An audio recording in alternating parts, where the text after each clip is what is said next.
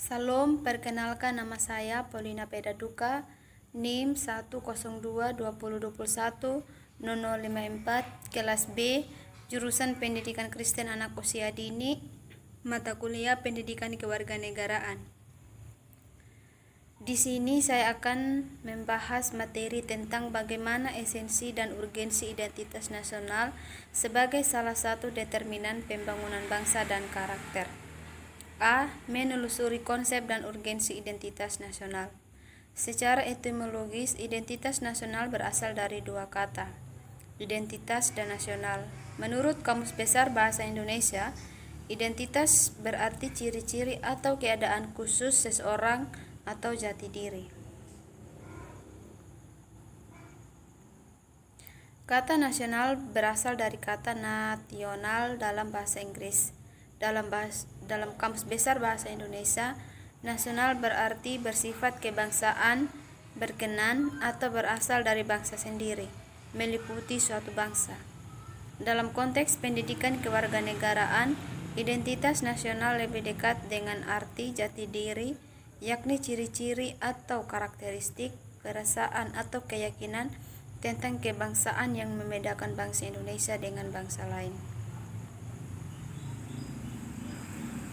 Menurut Tilar tahun 2007 menyatakan identitas berkaitan dengan pengertian bangsa.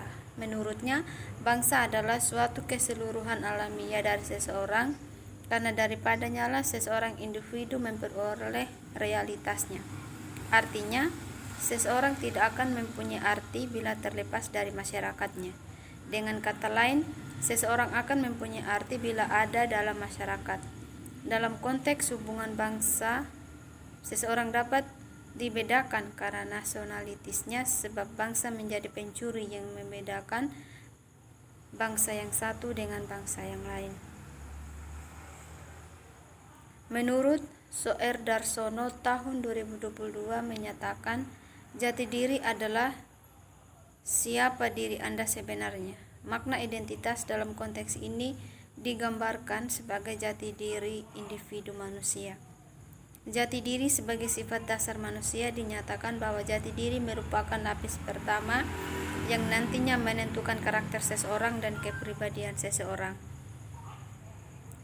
Menurut Kailan tahun 2002, jati diri bangsa Indonesia adalah nilai-nilai yang merupakan hasil buah pikiran dan gagasan dasar bangsa Indonesia tentang kehidupan yang dianggap baik dan memberikan watak, corak, dan ciri masyarakat Indonesia. Pancasila adalah identitas secara non-fisik, atau lebih tepat dikatakan bahwa Pancasila adalah jati diri bangsa. Menurut Hardono Hadi tahun 2002, jati diri itu mencakup 3 unsur, yaitu kepribadian, identitas, dan keunikan. Pancasila sebagai jati diri bangsa lebih dimaknai sebagai kepribadian, sikap dan perilaku yang ditampilkan manusia Indonesia yang mencerminkan 5 nilai Pancasila. B. Menanya alasan mengapa diperlukan identitas nasional. Pancasila yang disebut dasar falsafah negara, way of life, kepribadian bangsa, dan juga sebagai identitas atau jati diri bangsa. Pertanyaan yang diajukan bukanlah terhadap hakikat atau keberadaan Pancasila, melainkan sejauh mana Pancasila tersebut telah dipahami, dihayati, dan diamalkan oleh seluruh rakyat Indonesia, sehingga manusia Indonesia yang berkepribadian Pancasila tersebut memiliki pembeda bila dibandingkan dengan bangsa lain. Pembeda yang dimaksud adalah kekhasan positif, yakni ciri bangsa yang beradab, unggul, dan terpuji, bukanlah sebaliknya, yakni kekhasan yang negatif, bangsa yang tidak beradab, bangsa yang miskin, terbelakang, dan tidak terpuji. C. Sumber historis, sosiologis, politik tentang identitas nasional bangsa. Menurut sumber historis, sosiologis, dan politis, kita terlebih dahulu akan mencermati dahulu 2 jenis identitas, yakni identitas primer dan sekunder. Tilar tahun 2007, Winarno tahun 2013. Identitas primer dinamakan juga identitas etnis, yakni identitas yang mewakili terjadinya identitas sekunder. Sedangkan identitas sekunder adalah identitas yang dibentuk atau direkonstruksi berdasarkan hasil kesepakatan bersama. Bangsa Indonesia yang memiliki identitas primer atau etnis atau suku bangsa lebih dari 700 suku bangsa telah bersepakat untuk membentuk Negara Kesatuan Republik Indonesia dengan menyatakan proklamasi kemerdekaan tanggal 17 Agustus 1945. Secara historis, khususnya pada tahap embrionik, identitas nasional Indonesia ditandai ketika munculnya kesadaran rakyat Indonesia sebagai bangsa yang sedang dijajah oleh asing pada tahun 1908 yang dikenal dengan masa kebangkitan nasional bangsa. Secara sosiologis, identitas nasional telah terbentuk dalam proses interaksi, kemudian komunikasi dan persinggungan budaya secara alamiah, baik melalui perjalanan panjang menuju Indonesia merdeka maupun melalui pembentukan intensif pasca kemerdekaan.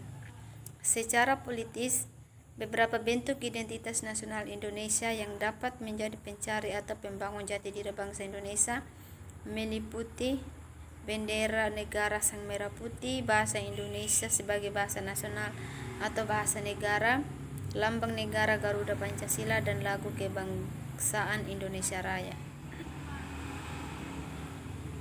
Menurut sumber legal formal, 4 identitas nasional pertama kali meliputi bendera, bahasa, dan lembaga negara serta lagu kebangsaan dapat diuraikan sebagai berikut. 1. Bendera negara sang merah putih. Ketentuan tentang bendera negara diatur dalam Undang-Undang Nomor 24 Tahun 2009 melalui pasal 4 sampai pasal 24. Bendera warna merah putih dikebarkan pertama kali pada tanggal 17 Agustus 1945, namun telah ditunjukkan pada peristiwa Sumpah Pemuda tahun 1928. Yang kedua, bahasa negara bahasa Indonesia. Ketentuan tentang bahasa negara diatur dalam Undang-Undang Nomor 24 Tahun 2009 melalui pasal 25 sampai pasal 45.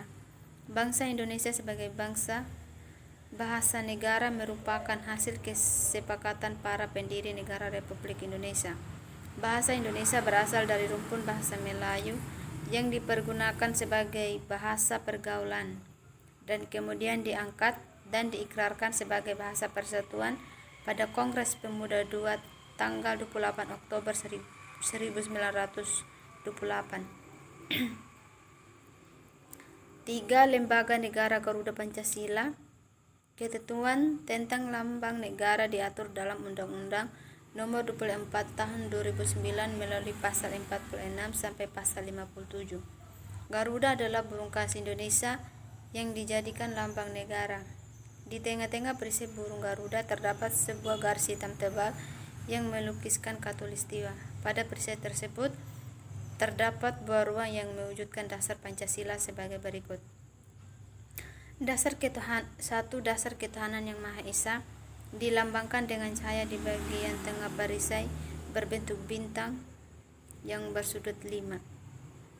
2. Dasar kemanusiaan yang adil dan beradab dilambangkan dengan tali rantai bermata bulatan dan persegi di bagian kiri bawah perisai. 3. Dasar persatuan Indonesia dilambangkan dengan pohon beringin di bagian kiri atas perisai. 4. Dasar kerakyatan yang dipimpin oleh hikmat kebijaksanaan permusyawaratan perwakilan dilambangkan dengan kepala banteng di bagian kanan perisai. 5. Dasar keadilan sosial bagi seluruh rakyat Indonesia dilambangkan dengan kapas dan padi di bagian kanan atas perisai.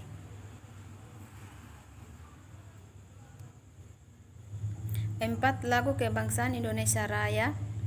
Ketentuan tentang lagu kebangsaan Indonesia Raya diatur dalam Undang-Undang Nomor 24 Tahun 2009 melalui pasal 58 sampai pasal 64. Indonesia Raya sebagai lagu kebangsaan pertama kali dinyanyikan pada Kongres Pemuda II tahun 2008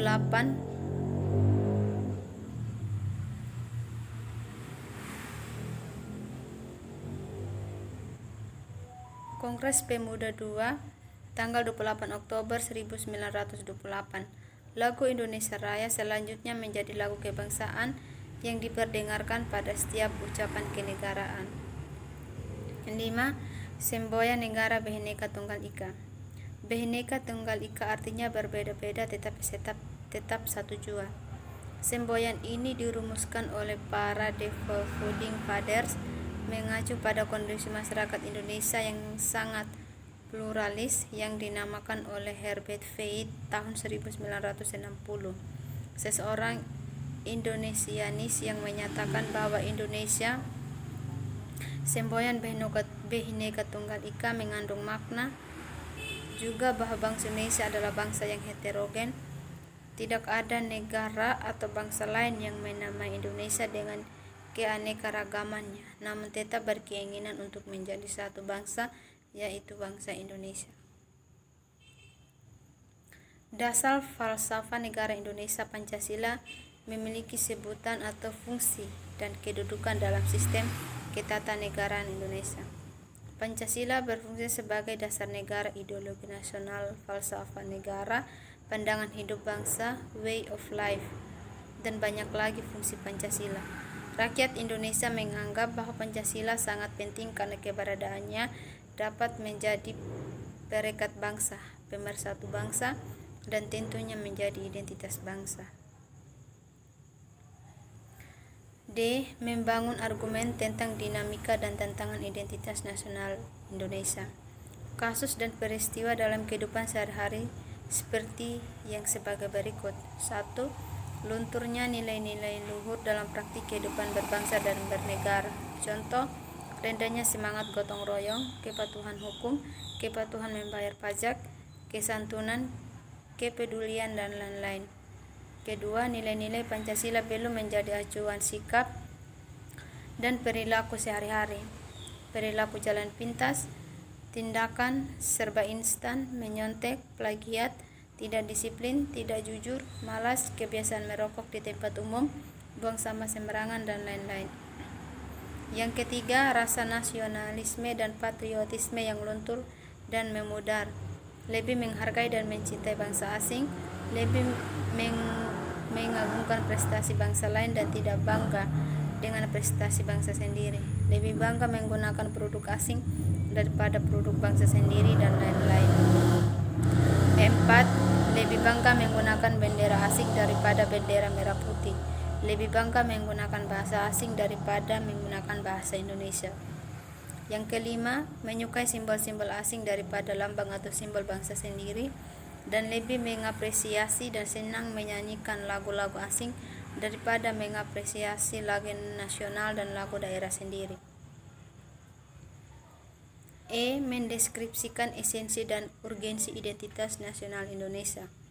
Secara naluriah atau umumnya, manusia memiliki kebutuhan yang sama, yakni kebutuhan yang bersifat fisik atau jasmani, seperti kebutuhan makan dan minum untuk kelangsungan hidup, dan kebutuhan psikis atau rohania, seperti kebutuhan akan penghargaan, penghormatan, pengakuan, dan lain-lain. Apabila disimpulkan, individu manusia perlu dikenali dan mengenali orang lain adalah untuk memenuhi dan menjaga kebutuhan hidupnya agar kehidupannya dapat berlangsung hingga akhirnya dipanggil oleh Tuhan Yang Maha Kuasa atau meninggal dunia. Demikianlah pentingnya identitas diri sebagai individu manusia. Identitas nasional penting bagi kewibawaan negara dan bangsa Indonesia. Dengan saling mengenal identitas, maka akan tumbuh rasa saling hormat, saling mengerti, mutual understanding. Tidak ada stratifikasi dalam kedudukan antar bernegara bangsa. Dalam berhubungan antar negara tercipta hubungan yang sederajat atau sejajar, karena masing-masing mengakui bahwa setiap negara berdaulat tidak boleh melampaui kedaulatan negara lain. Istilah ini dalam hukum internasional dikenal dengan asas par imperen non habet imperium. Artinya, negara berdaulat tidak dapat melaksanakan yurisdiksi terhadap negara berdaulat lainnya.